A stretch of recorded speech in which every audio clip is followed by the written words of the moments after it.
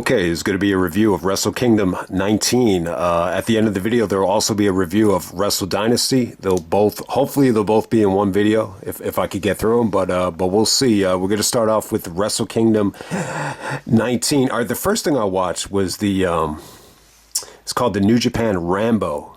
To determine the number one contender for the IWGP Heavyweight Championship.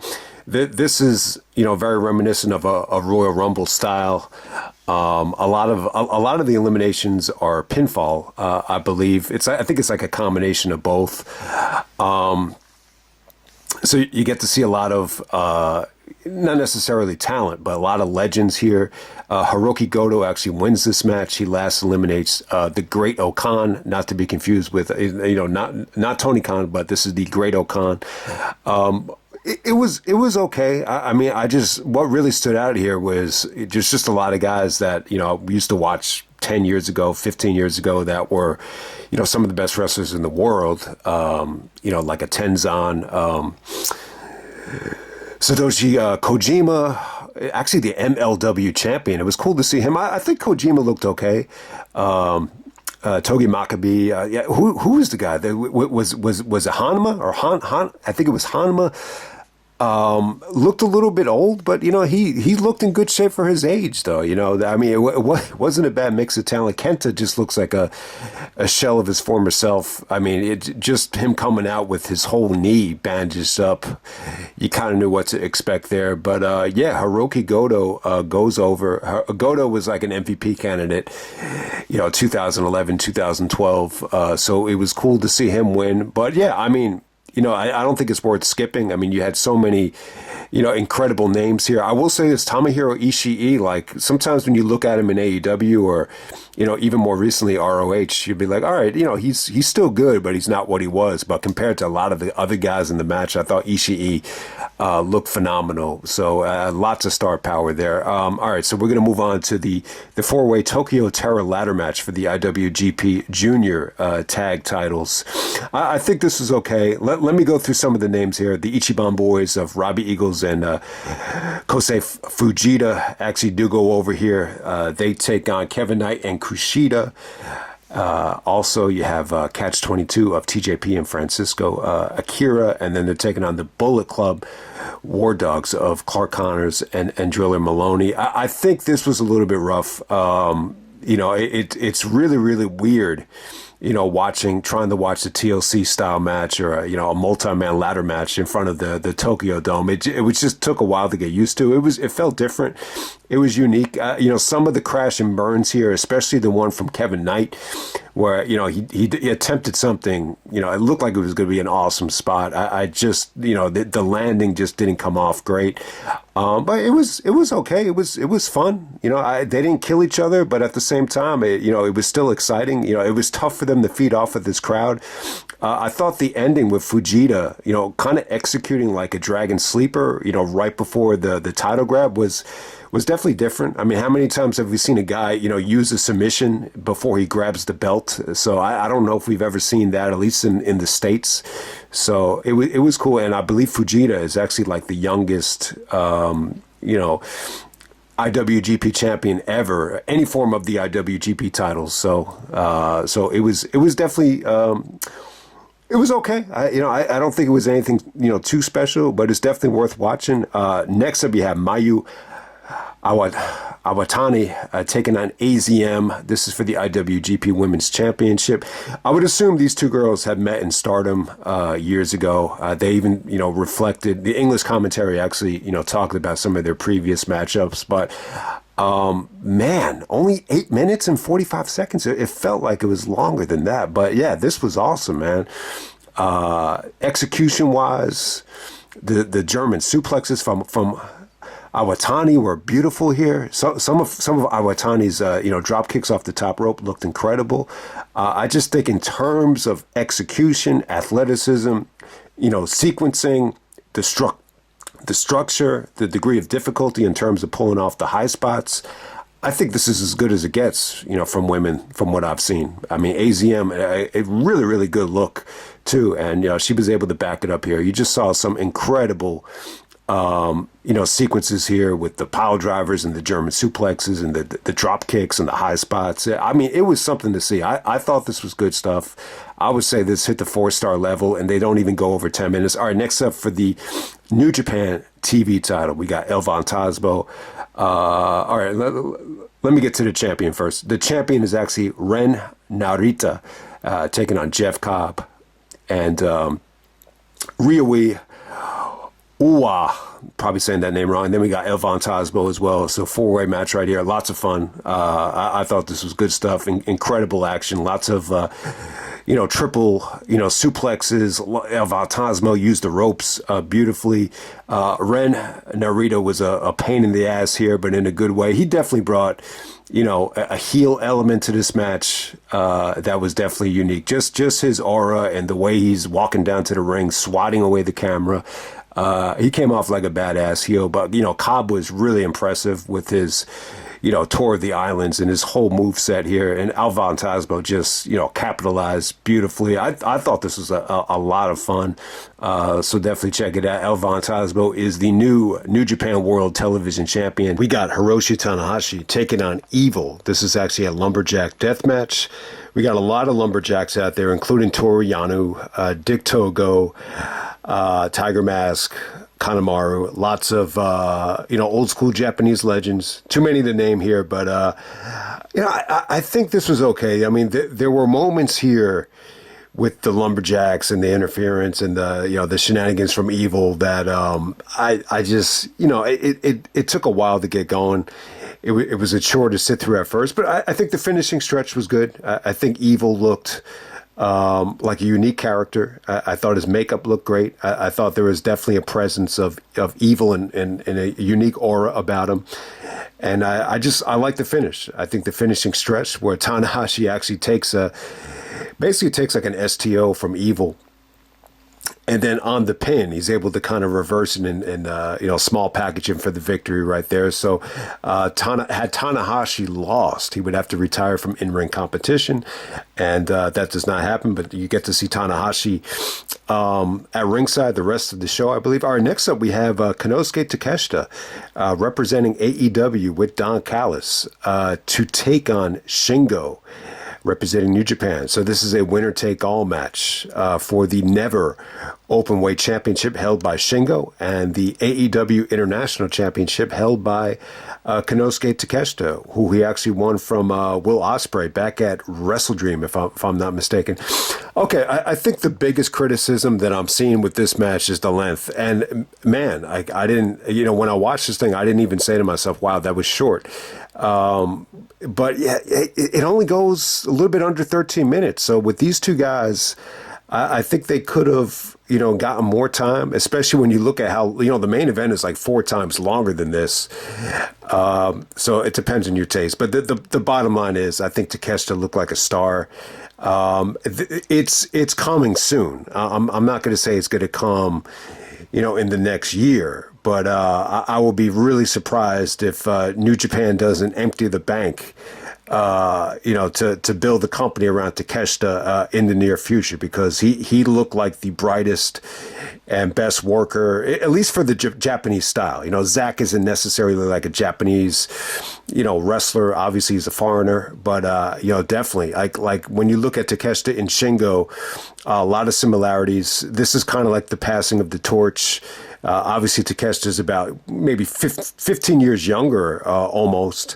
But there's a lot of similarities in terms of, Shingo really, had a lot of success in the States, with Ring of Honor and Dragon Gate USA and Wrestling Danielson and Wrestling Davey, and then making the transition from Dragon Gate to New Japan was very successful, obviously. So a lot of people have used Shingo as the example of, if you can't have a good match with Shingo, then you don't belong to be in the business or whatever. I've heard people, make that statement before. And then obviously Takeshita right now is had some of the best AEW matches of the year. So I just thought this was great stuff. I mean, they didn't waste any time here. Just very stiff. Lots of consecutive backdrop drivers. I mean, they didn't screw around. They didn't waste any breath here. Takeshita's, Jigatonic into the wheelbarrow suplex came off great. Shingo busted out a couple of, Welcome to Japan's. Or Made in Japan. I always thought it was called the Welcome in Japan.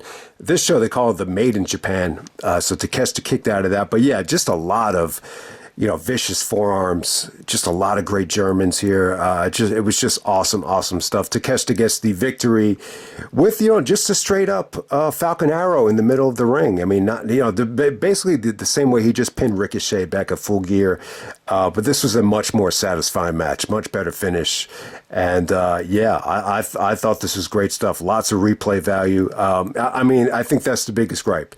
I think they definitely could have gotten more time. But when you look at the way it was paced, I mean, it was an all out sprint. So, a lot of people like those all out sprints that just don't waste too much time. And the main event definitely had like a lot of lag, compared to this. So I could see people with like lower attention spans really preferring Takeshita and Shingo. All right, next up we have the most disappointing match of the night. This is for the IWGP Junior Heavyweight Championship. We got Douki, Douki. I'm sure I'm mispronouncing it. You got to keep in mind, guys. I've only been watching like Wrestle Kingdom over the last couple of years. This is really the only time I watched New Japan. So I'm a little bit out of touch. But we got, all right, so Douki has taken on El Desperado here, and man, so they go about 5 minutes here. Okay, all right, so it was going well. I was going to give this like an NA rating. I don't even know what to rate this now. I mean, it was pretty cool. I think Douki's look was pretty damn unique, though. I just thought he had it was almost like an evil ninja type of look. But it was different than evil. I don't want to compare it to that. El Desperado looks so frustrated here after the injury. Like there was a close up of his, you can't see his face, but you can see his eyes. And he just looked really, really disappointed. And it's true. I mean, think about it. Think about how many extra people watch the show that don't watch the product, all year round. And I'm definitely one of those guys, and I'm sure there's a lot of other people. So it's a huge match, especially if you got guys out there that are scouts or, have the kind of money that, bookers or whatever that want to book El Desperado. This has kind of left you scratching your head in terms of, where he's at right now. I know he had a phenomenal year last year, but man, there is a spot here. So Douki actually goes, he goes for it looked like he was going to try the great Sasuke, like that missile drop kick out of the ring, the same way he did it to Benoit at the Super Juniors tournament, the best of the Super Juniors back in '94. It looked like he was going for that. And while he's in midair, it looked like he transitions to like a senton splash.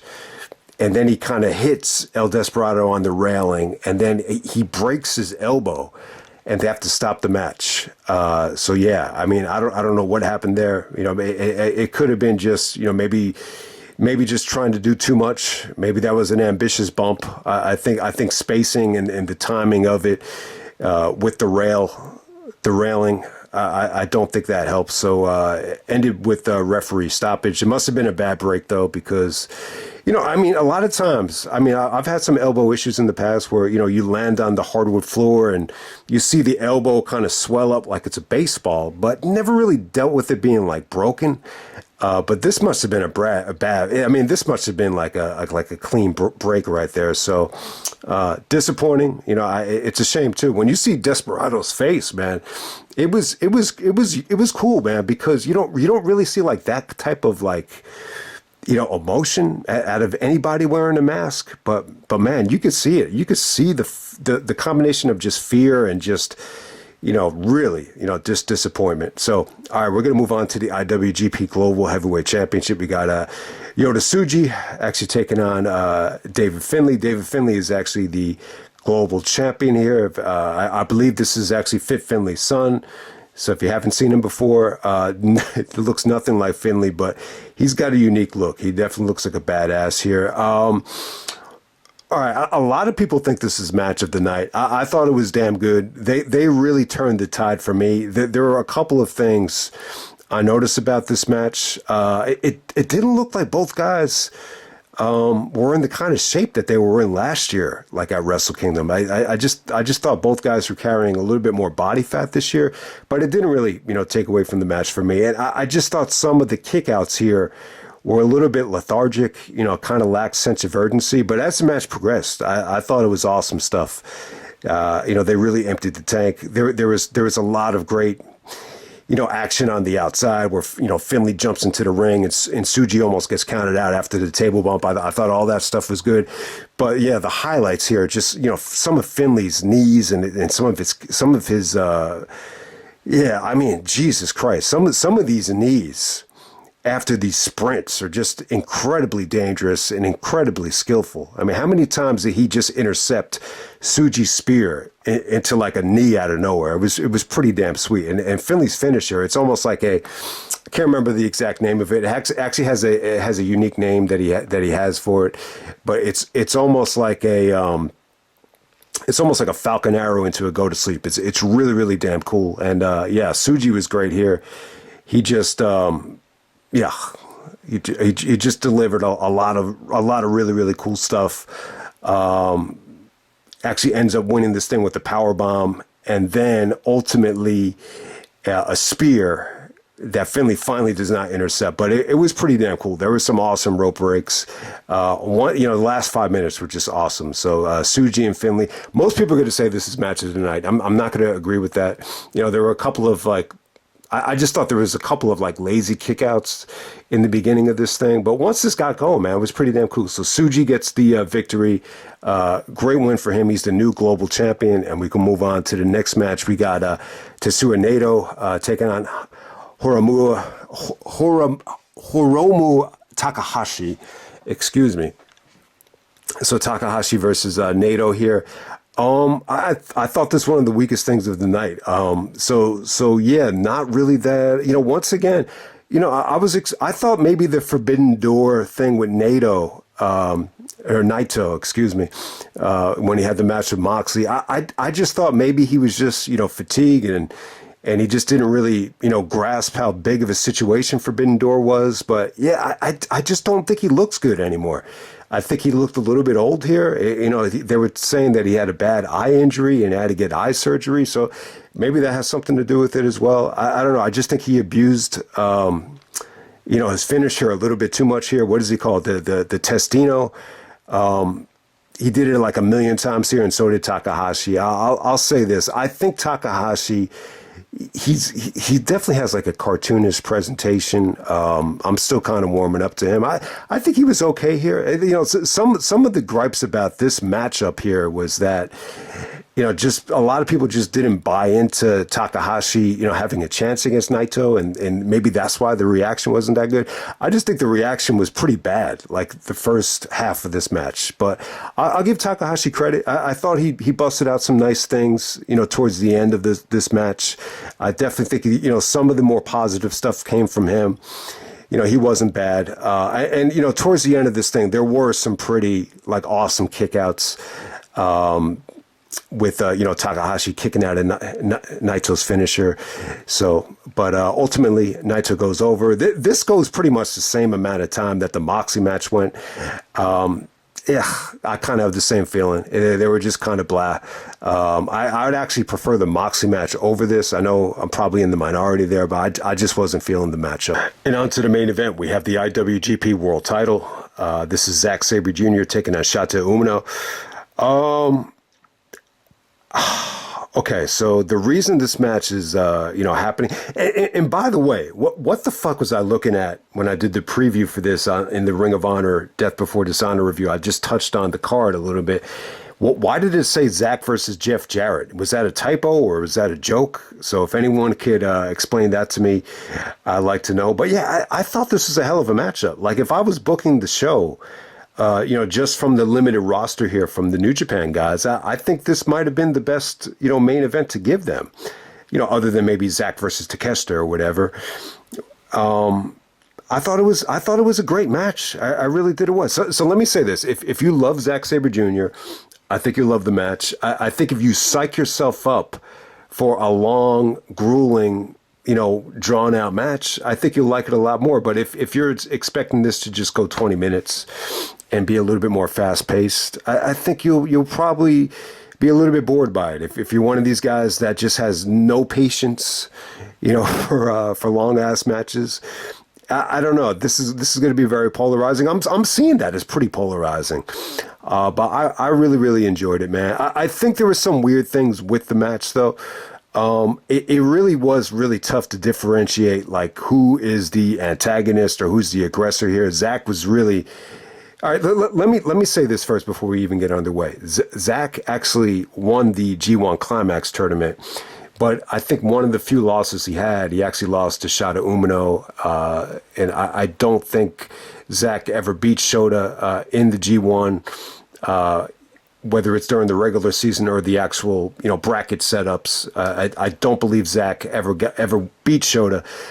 So that's why the match was, that was like the biggest story of the match if you missed it. But it really did kind of feel to me like Zack was more of the antagonist, more of the trash talker, more of the heel. He's actually just like slapping the shit out of him and telling Shota Umino, he's like, this is the main event of the Tokyo Dome. He's like, you gotta bring it. He's like, yeah, it's like, do you understand what the fuck is going on? So the trash talking was kind of interesting at first. And then like, so I'm assuming Shota Umino was supposed to be the baby face here, but like halfway through the match, he starts doing like DDTs on the outside. He starts doing like stomps. He starts like kind of morphing into more of a vicious, no more Mr. Nice Guy type of thing. The English commentary tried to sell it like everybody from Tanahashi to anybody that's ever been in this spot knew that you couldn't be a Mr. Nice Guy and win this match. So he had to flip the switch and start acting like an asshole, start acting like a prick, to actually have a chance of winning this thing. So I think that's the story they were trying to tell, which wasn't bad. I didn't mind that. I think it kind of goes in line with, if you really want to win, you gotta kind of sink to the depths of hell or evil. Do anything you can to win by any means necessary, as who would say in The Last Dance. So I didn't mind that strategy from Umino, but there were times during the match especially with the stomping and kind of kind of playing up to the crowd where he actually started getting booed. But I think it was intentional, though. I think this is the reaction they wanted. Some people were kind of debating that if Shota Umino was really ready for this spot, like the fans wouldn't have turned against him. It just seemed like it was designed for it to be that way when I watched this thing. But overall, I thought it was beautiful stuff. I thought some of Zack's, ankle takedowns were really just well done. I mean, these aren't like, the run-of-the-mill just ankle picks. This is just really intricate, ankle takedowns and ankle locks. And he basically just put his ankle into a pretzel. And, yeah, Shota Umino's ankle just gives out, like, right before the finish. But, yeah, I'll give Umino credit. I think the length really... I think it hurt it for him because he's a great athlete. I mean, he really is. He's in phenomenal shape, maybe better shape than anybody on this show. So I think the match was a little bit slow paced for his, his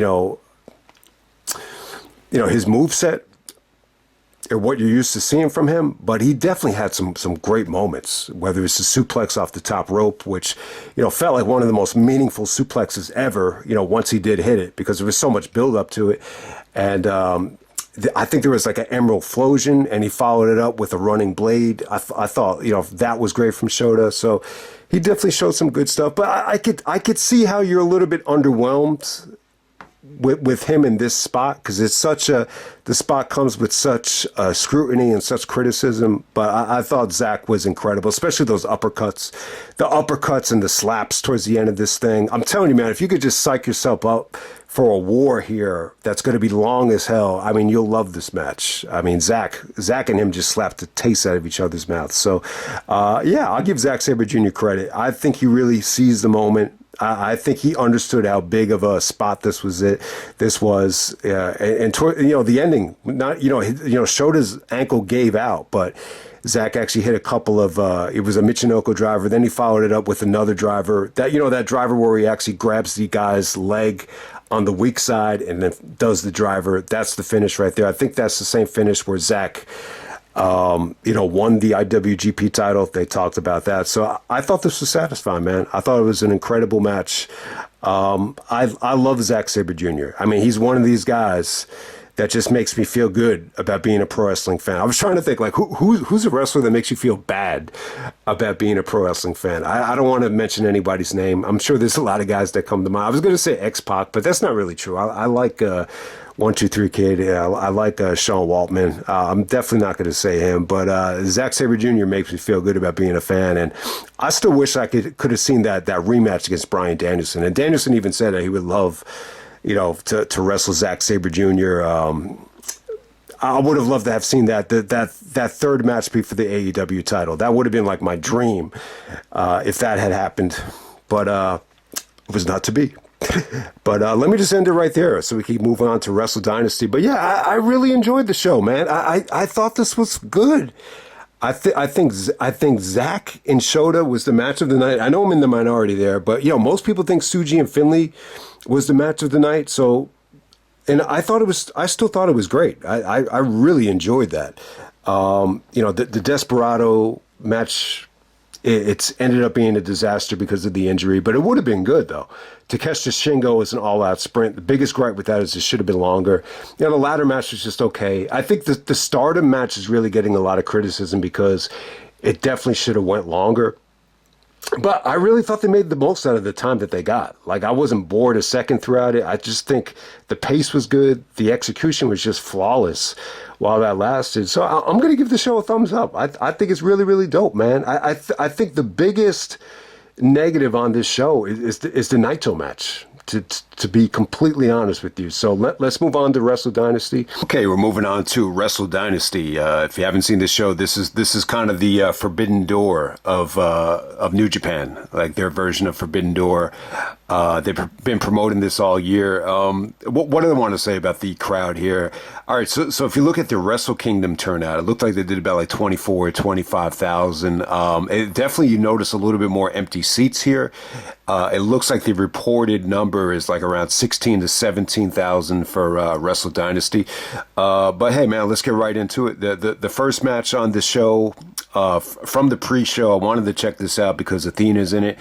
So we got Athena representing, Ring of Honor, taking on Persephone representing CMLL, and then you got Willow representing AEW, and then you got Momo Watanabe representing Stardom. So the winner of this match actually receives a championship match from the promotion of her choosing. I thought this was okay. I think this was fine. It didn't get too much time, but I thought Athena looked good out there. She definitely looked the most impressive. Watanabe gets the win here, but while this lasted, I thought they made the absolute most of what amount of time that they were given. So Watanabe does go over. It's kind of a weird finish with the baseball bat assist onto Athena. So Watanabe gets the victory there. But yeah, we're going to move on to the next match. We got the Sons of Texas. Dustin Rhodes and Sammy Guevara. They actually go over the House of Torture, featuring Sho and Yoshinobu Kanemaru. I believe you saw some of these guys in that Lumberjack death match with Evil and Tanahashi the night before. But I thought, Dustin got the hot tag, and the match was kind of, catered around him for the most part. So he had a good performance out there. But, it ended up being a pre-show match for the Ring of Honor tag team titles. All right, next up, they do the 8-man lucha gauntlet match next. I actually thought this was gonna main event, but this goes on next. You got Taiji Ishimori, you got Hechicero, who wrestled Bryan Danielson and MJF and AEW this past year, who we saw. You got Kosei Fujita, we got Saburano Jr., we got Master Wado, we got Mascarada Dorada, we got Titan, and we got El Desperado in the 8-man lucha gauntlet match. I was impressed with Ishimori. Ishimori still has it. I thought you saw a lot of athleticism here.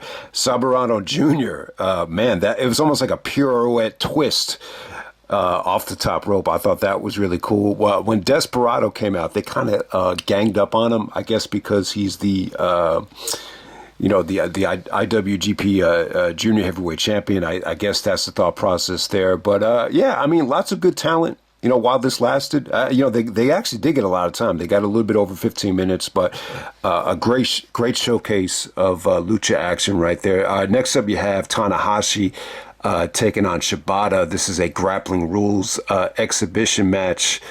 They only go 5 minutes. This was only going to go 5 minutes, and kind of weird, but I thought this was like exactly what the match needed to be. Just 5 minutes of just, Shibata and Tanahashi just, chopping the shit out of each other. I think Tanahashi's basically just giving Shibata slaps. Shibata's giving him just knife edge chops. Tanahashi's chest was all red, but this just goes to a draw. That's pretty much all it was. There was really no judges out there or anything like that. It was just a nice little friendly exhibition bout. And we move on to the next match. We got Mercedes, representing New Japan Strong, taking on Mina Shirakawa, representing Rev Pro. So this is a winner-take-all match for the Strong Championship and the Undisputed British Women's Championship. I think it was okay. I think that the highlight here is that Mercedes is finally working with someone that's pretty much the same weight as her, size as her. So she was able to really kind of she did a good job of moving Shirakawa for the most part. Like I didn't notice her have like any difficulty with the moneymaker or trying to get her off of her feet, so that was good. But I think the problem with this match was I just think the crowd. They had a tough time feeding off the crowd here. I just couldn't get into this thing until the finishing stretch, but it was good. Mina showed a lot of personality out there. Mercedes actually unifies the Rev Pro title, so she's holding 3 belts right now. I thought the finishing stretch is really good. I think the execution of some of the money makers and even some of the versions of the Unprettiers or the kill switches definitely came off very good here. So a nice little finishing stretch, but the match as a whole. It just doesn't really compare to, some of the Statlander matches. And obviously they keep mentioning the Sports Illustrated Women's Match of the Year that Mercedes was involved with when she won the Strong title in the LBC in Long Beach, California, the home city of her cousin Snoop. So I would just assume that it's just nowhere near as good as some of the other New Japan Strong matches that Mercedes has had. But it was cool for what it was. It definitely it wasn't really it didn't really get the showcase that I was expecting it to get. But we're gonna move on. We got David Finlay taking on Brody King in the singles match right here. I thought this was good, man. I thought this was hard hitting. I thought it was vicious. I thought Brody really, brought it here. He really seized the moment. They definitely talked about how Brody was really inspired by, Bruiser Brody, Stan Hansen, even Vader. So Brody's definitely, they did a really good job on commentary explaining that this is the biggest night of his life. For as decorated as his career has been in Ring of Honor and AEW so far, this was like a huge milestone for Brody. David Finlay, he does the job to Tsuji the night before, so I expected Finlay to get the win, and it was good, man. Some of Finlay's, shoulder blocks into the barricade were just they just came out of nowhere. I mean, they were just really, really fast and just really well executed. Even some of the power bombs from Finlay came off great here. He was able to get Brody up in the air for the Falcon Arrow into that go to sleep, which was sweet. And then he even got Brody up for a power bomb, which looked really impressive because it just felt like Brody's carrying twice the amount of weight. So good performance from Finlay. This was a little bit shorter and sweeter than the night before. It wasn't as good as the Tsuji match, but it was definitely, you wanted to give Finlay that big win here. So I definitely agree with him going over that. I mean, I think that was predictable, but yeah, when you're looking at Finlay, and if you're gonna ask me like if your dad was a wrestler, like if you're gonna ask me like who would you want your dad to be if your dad was a wrestler, I don't know if it really gets any better than Finlay in terms of someone you could actually learn from. So it doesn't really surprise me that David Finlay is that good, but I wouldn't really compare him to Fit Finlay in terms of the style or anything like that, but he's definitely a hell of a talent. I thought the match was excellent. All right, next up we have Shota Umino taking on Claudio Castagnoli. Oh, So one of the issues with this match is it was like a continuation of Shota Umino's feud with Jon Moxley. Though they talked about the feud with Moxley, so Claudio actually attacks him before they even get into the ring. So this just kind of had the Death Rider's stench attached to it, but it was good though. I think Claudio performed beautifully here. I think once this got serious and once it got going, Claudio actually won the fans over with the King of Swing, and even some of the Ricola bombs came off great here. It really, this kind of felt to me like Shota kind of let Claudio control the match and call the match, even dictate the tempo here. It really felt like Shota was still, recovering from the night before with Zack Sabre Jr. So Shota does go over, which doesn't surprise me. I think it was predictable that he was going to go over here. He counters the neutralizer into like a Death Rider. And it's funny, they explained it on commentary that, the reaction after the victory was somewhat negative, and they kind of interpreted it as that all of Shota's empty promises are coming back to haunt him. That's why he kind of got a negative reaction. I guess coming up short against Zack and coming up short against Moxley is coming back to haunt him. So it was definitely interesting. I think Shota could have showed more in this match. I was definitely a lot more impressed with him in the Zack match, but I guess he just emptied the tank against Zack and, let Claudio just kind of do his thing here. But it was good. It was definitely 3.5. I definitely think this is worth checking out. This was definitely, to me, I think it was better than some of Claudio's matches in the Continental Classic, to be completely honest with you. I would even say this is better than Claudio's match against Ospreay. Okay, next up we got Takeshita actually taking on Tomohiro Ishii. This is for the singles match for the Never Openweight Championship and the AEW International Championship. Both belts are on the line here. So this only goes about 13 minutes, but I think this definitely got the right amount of time. Pretty much the same amount of time that Takeshita and Shingo got. But I think that the length here was perfect. I think it was perfect for Ishii. Obviously, he's a little bit past his prime, but he could still go, and he really, surprised me here. This is definitely, I think, the best performance he's had. Since he's been in AEW, I thought he really surprised me. I wasn't expecting this much out of him. And, obviously you would expect him to be a little bit stiff and to give some really, really stiff clotheslines. The sliding clothesline spots came off great.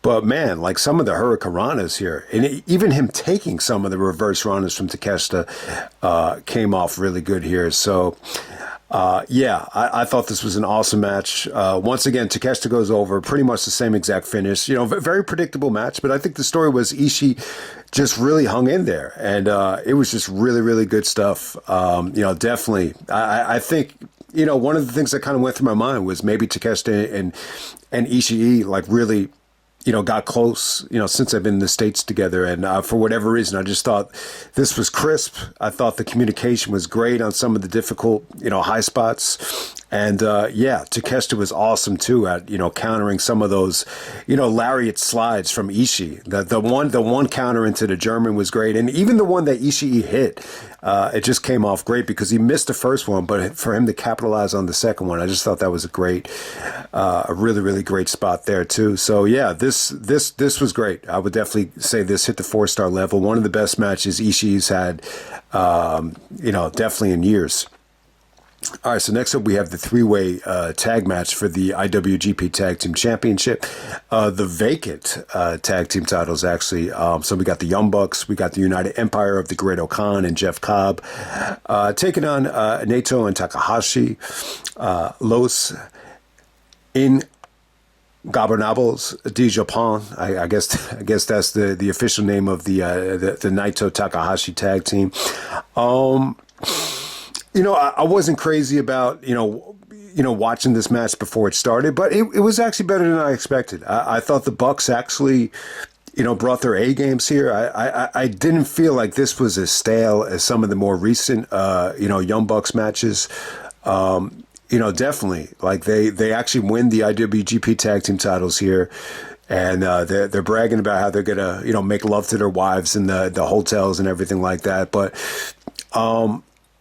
Yeah, I think they definitely need like an extended break from AEW, but maybe this is a chance for them to kind of build their brand back up in Japan, because I thought this was really good. I thought Matt Jackson's Northern Lights suplexes came off great. He actually hit one on two guys, which looked like a lot of weight. Definitely Jeff Cobb wasn't involved in that spot, but just for him to be able to do that was pretty impressive, and I just thought both of them look good. There were some great kickouts here. There was some good creativity. There was some really good, kickouts out of Naito's finisher, I thought. And, yeah, I just think everything here flowed pretty well. I'm not a huge fan of, three-way tags, but, this was fine for what it was. It was entertaining. It didn't really overstay its welcome, but, it was exciting enough to justify, doing the match. So I'll definitely say that. So Young Bucks, the new IWGP Tag Team Champions.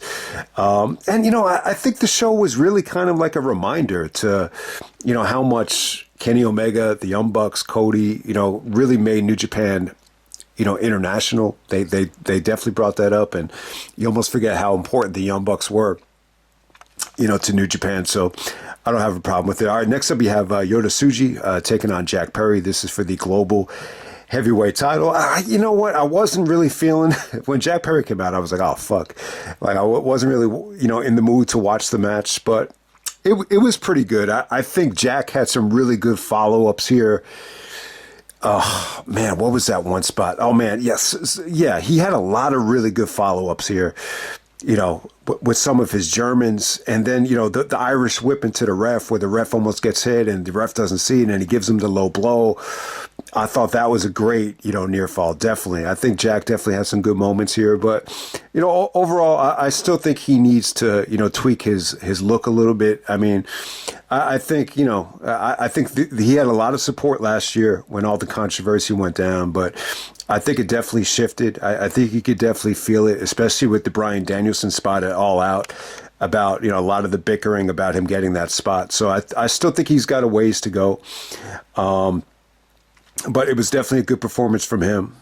He hung in there with Tsuji, but ultimately Tsuji does go over. I think the finishing stretch of this thing was good. I think Tsuji really, impressed, this whole weekend. And, I think it was Rocky Romero on commentary that he was saying that this is like the brightest spot that New Japan has, looking into the future with, he can really connect with old school New Japan fans or even some of the new generation as well. So I would definitely agree with that. I think he's definitely an old soul in a young body, Tsuji, from what I saw this weekend. So yeah, good stuff there from Tsuji and Jack Perry. It was a solid match. I'm not going to say it was great. And then we get on to the Kenny Omega Classic. We got Kenny Omega taking on Gabe Kidd. Wow. Holy fucking shit, man. You know what, man? I didn't really have high expectations for this. When you hear the word diverticulitis, you think about, okay, this was a life-ending situation. Maybe Kenny Omega is going to play it safe. I expected this to go maybe 5 to 10 minutes. I thought maybe it'd be a squash match, but holy shit. I mean, all right, so let's just put this into perspective, man. This is Kenny Omega's first match, since he was tagging with Jericho. Remember, if I'm not mistaken, I remember Jericho cut a promo and said, sadly, me and Kenny Omega can't go for the AEW tag team titles.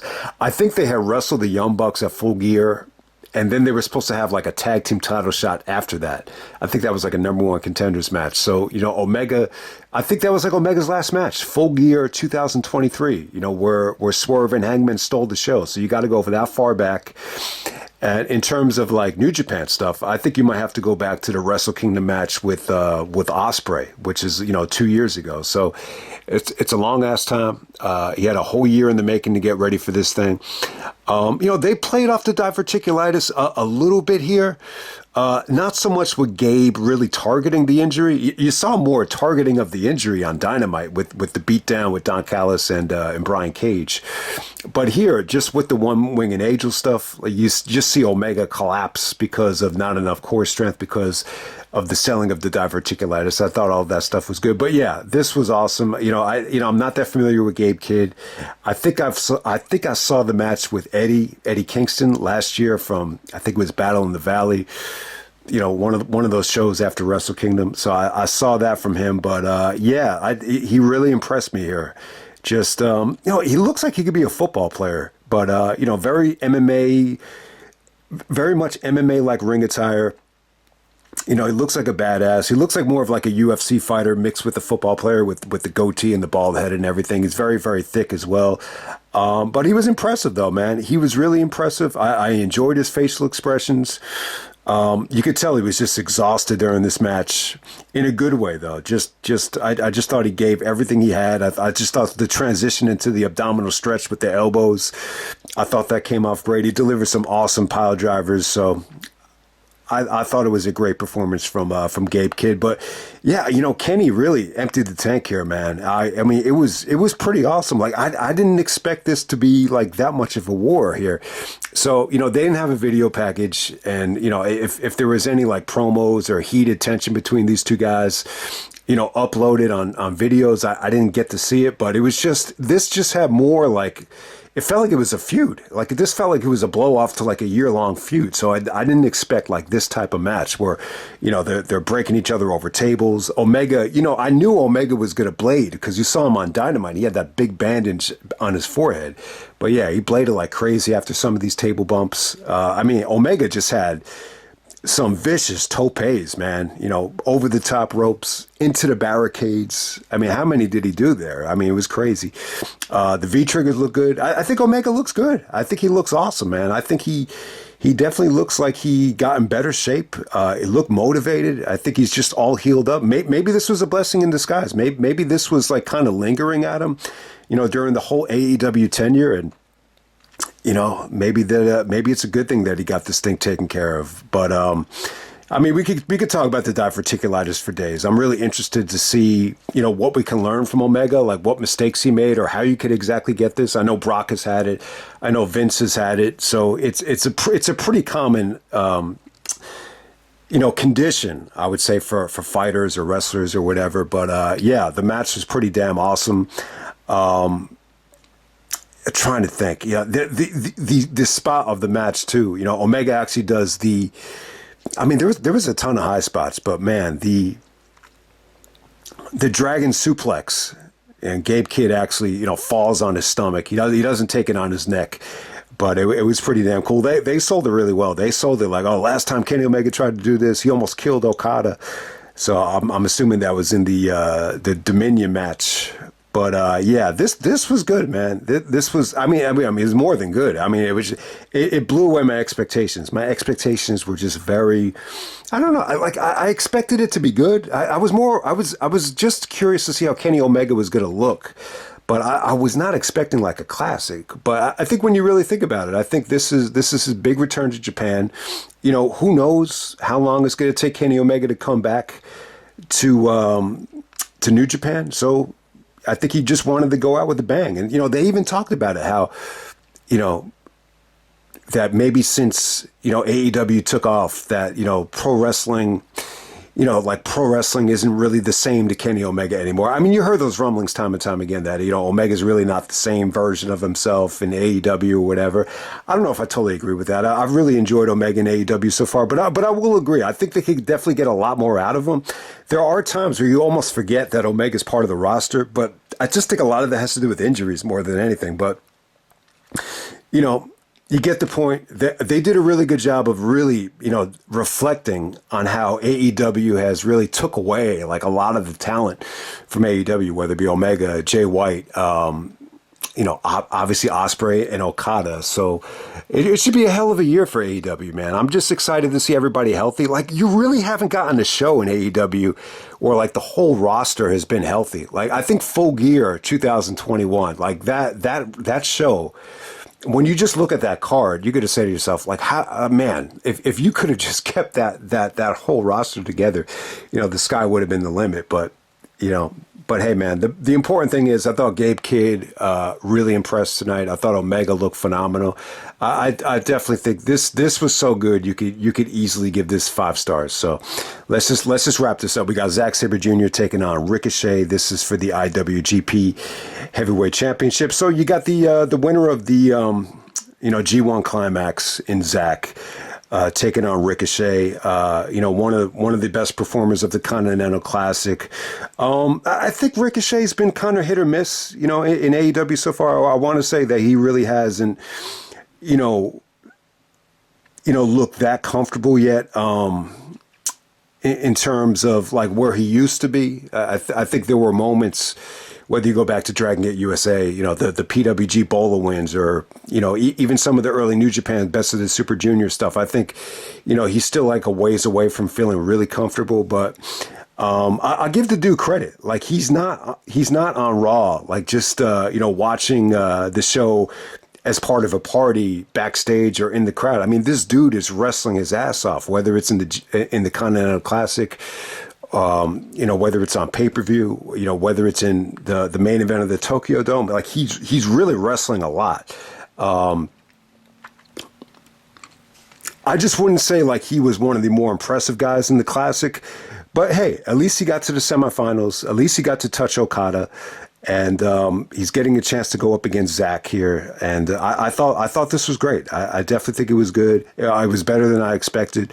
It's not the first time we've seen these guys wrestle before. I think they wrestled in PWG I think it was at Battle Los Angeles 2014. I think that was Ricochet's first Bola win.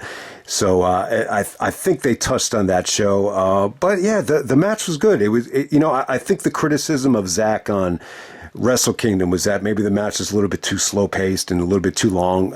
So they tightened this up. This goes, half the amount of time, straight out the gate. Ricochet, dives over the top rope, gives a tope to Zack. So it was really fast paced, and it was really stiff too. This was more action packed. Zack really didn't bust out a lot of submissions until he was like in trouble at the end. Like that's when he started just locking up, Ricochet and wrist locks and arm bars and obviously the ending with the grounded abdominal stretch, or the abdominal bow and arrow, whatever you want to call it, to end this thing. But yeah, I thought it was great stuff. I thought Ricochet looked really impressive here. I mean, some of his suplexes came off great, and the highlight, and if you haven't seen this thing, there's a really, really cool, just regular suplex on the edge of the ring apron, but Ricochet actually like holds onto it and does another suplex outside the ring. I've never really seen anything like that before, and some of his inverted suplexes came off great. Zack really, I just thought he was a little bit more, forceful here with his offense. It wasn't just, straight up, submission wrestling from Zack. So I definitely think he got a little bit of everything. And once again, they slapped the taste out of each other's mouths, and there was some really good trash talking at the end of this thing. So, these two guys, they really wrestled this thing like they were excited to finally meet each other again. And I thought it definitely delivered. I'll say this about it. Thank God it's only went 20 minutes, because I think the fans are really starting to get irritated by Ricochet. They just didn't like some of his kicks towards the end of this thing. I don't know if he was trying to sell frustration or whatever, but some of the fans did really. They kind of gave Ricochet the treatment of like, like we can't wait till this thing ends. So by the time it did end, it was just like, you wanted to see them wrap it up already. But I would still say it was great. I think this definitely, exceeded my expectations. So, it definitely reached the 4-star level for me. So that's Zack Sabre Jr. against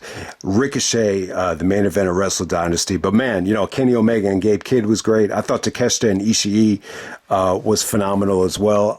So I think the thing that really, I'm not going to say I was disappointed with it. I was just I was expecting something different from the Lucha match. I thought it was going to be like 4-on-4 with CMLL and New Japan. Maybe they switched that up at the last second, but this ended up being more of a gauntlet match with obviously Ishimori ended up winning that thing. But hey, that was definitely cool. It was a nice mix. You had a mix of CMLL guys, and then I wouldn't say lucha style Japanese wrestlers, but certainly somebody like El Desperado, definitely fit the mold of that. But, these were more like cruiserweight Japanese wrestlers. So I don't know. I guess you could call it a lucha gauntlet. I guess that makes sense. I was just expecting it to be like a New Japan versus CMLL, like 4-on-4 match. I think I would have preferred that. It kind of felt like a mess, but let me just end it right there, man. That's Wrestle Dynasty. Definitely check it out. And I'm out. All right.